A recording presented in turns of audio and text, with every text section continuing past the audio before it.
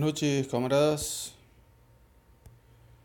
Bueno, comienzo el video que es continuación de el uno sobre el tema de el izquierdismo, ¿no? La enfermedad infantil del comunismo, un texto muy importante para los que estamos en Occidente, que somos los que a quienes fue dirigido este texto para combatir el ultraizquierdismo, si recuerdan el video anterior. Bueno, Lenin dice: surgen ante todo las preguntas siguientes. ¿Cómo se mantiene la disciplina del Partido Revolucionario del Proletariado? ¿Cómo se comprueba? ¿Cómo se refuerza? Primero, por la conciencia de la vanguardia proletaria, ¿no? La conciencia socialista, y por su fidelidad a la revolución. Espíritu de sacrificio, firmeza, heroísmo, esas son todas características del proletariado, ¿no?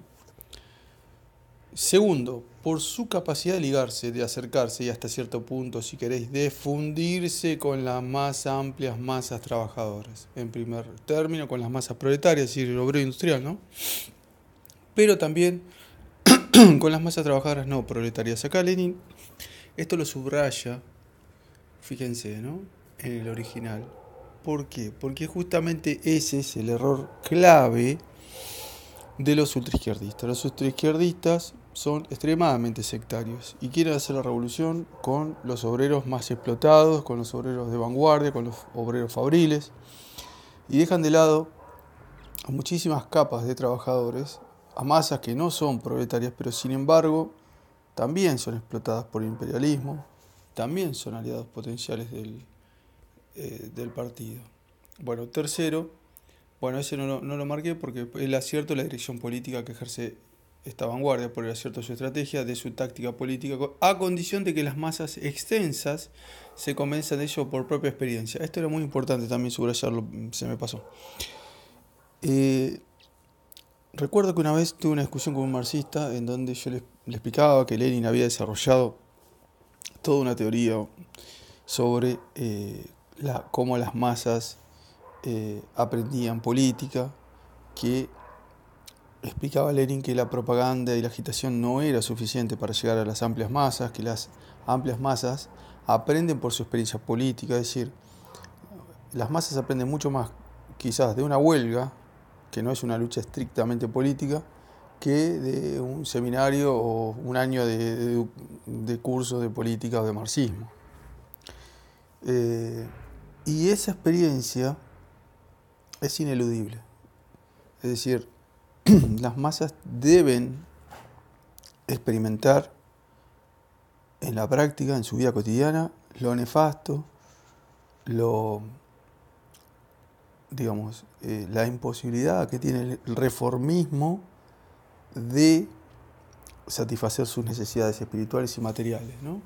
Pero tienen que verlo gobernar al Partido Reformista. Es decir, no es suficiente, lamentablemente, ¿no?, con que los revolucionarios le expliquemos que sin revolución social no hay posibilidad alguna de mantener el tiempo y profundizar las conquistas económicas, materiales e intelectuales que logre que el reformismo en un determinado momento se le dé a la clase obrera, ¿no?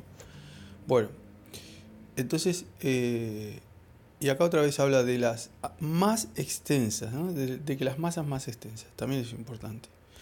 Bueno, vamos para atrás, vamos a ver el siguiente acá. Bueno,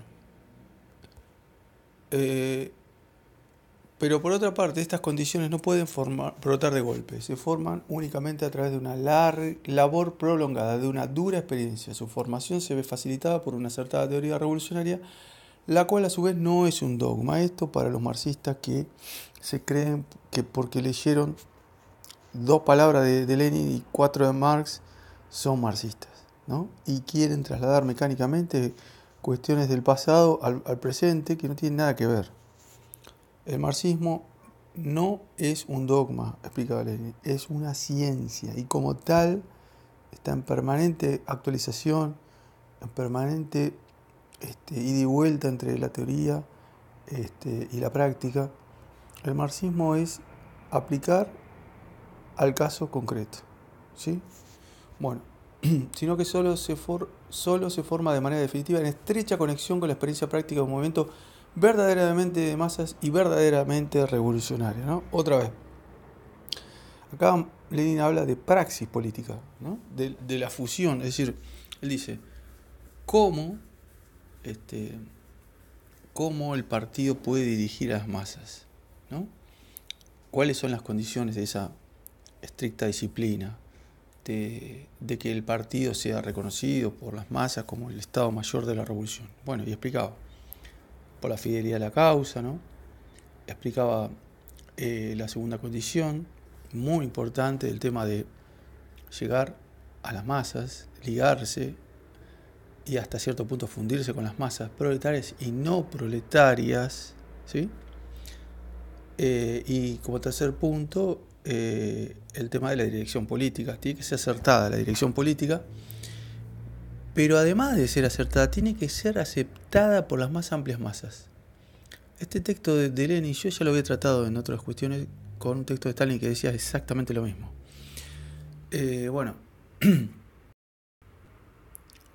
y acá lo que habla Lenin es acerca de la praxis, es decir, cómo dirigimos, cómo logramos establecer un programa, una táctica, una estrategia que las masas acepten y que las masas lo reconozcan como la mejor en nuestros países. Bueno, es la fusión, es la praxis marxista, que es la fusión de todos los conocimientos teóricos del pasado, toda la técnica de la dialéctica materialista, y a su vez eso no es suficiente, porque por más que sepamos mucho de teoría, historia de nuestros países, e incluso podamos predecir cuáles serían las mejores políticas en determinados momentos, eso no es suficiente si el partido no mueve masas. Es decir, si las masas no lo escuchan o lo escuchan pero no lo aceptan.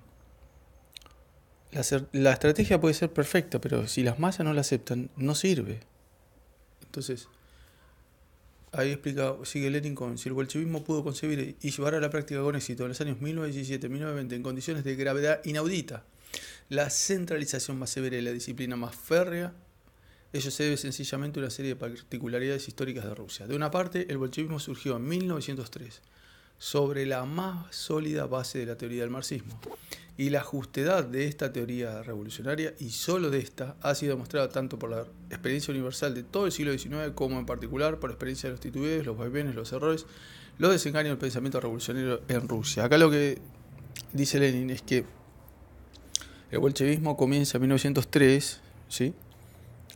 Y logró superar las duras pruebas de la revolución y la guerra civil de 1917 a 1920 en Rusia, gracias a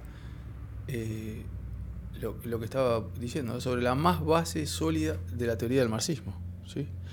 Y además de que el marxismo era muy sólido, que ya lo había demostrado el siglo anterior y lo demostró nuevamente en la Revolución Rusa, y nosotros podemos ampliar y decir, se siguió demostrándolo en muchas revoluciones más. Acá hace un contraste, Lenin aplica la dialéctica materialista y dice, además de que el marxismo era una teoría justa, también es importante señalar que la teoría anterior, teoría entre comillas, porque eran revolucionarios, o sea, querían hacer una revolución, querían superar el feudalismo, pero no eran revolucionarios consecuentes, ya que los populistas, los que luchaban antes de los marxistas en Rusia sobre el fin del siglo XIX, no eran revolucionarios porque no eran marxistas, es decir, no tenían una teoría científica.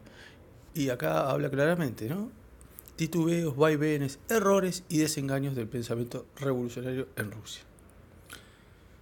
Bueno, espero que sirva este video. Esto es muy importante para nuestros ultraizquierdistas que quieren apartarnos de las masas, que quieren apartarnos de la pequeña burguesía, que no les gusta para nada, que dicen burguesía está mal y no saben diferenciar los distintos sectores de la burguesía, que se puede hacer frente común con ellos contra el imperialismo. Y Y también, por ejemplo, de los distintos movimientos de masas. Por ejemplo, el tema que está tan en boga ahora del feminismo, ¿no? Que ellos no quieren saber absolutamente nada con el feminismo, siendo que el feminismo es un movimiento de masas. Y acá Lenin habla claramente, ¿no? No solamente tenemos que estar fusionados con las masas proletarias, sino de las más amplias masas no proletarias. Y el movimiento feminista tiene mucho de eso. Hay muchas feministas que pertenecen a la pequeña burguesía, a la mediana e incluso a la gran burguesía. Sin embargo, están en ese movimiento y nosotros no podemos ignorarlo. Sencillamente es absolutamente antimarxista por lo que acabo de explicar en este video. Venceremos, camaradas.